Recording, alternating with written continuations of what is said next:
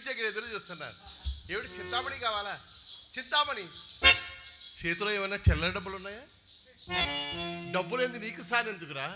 ఓ పై నీ పెళ్ళం కాళ్ళ మీద పడు. నీకు ఆవిడ దిక్కు.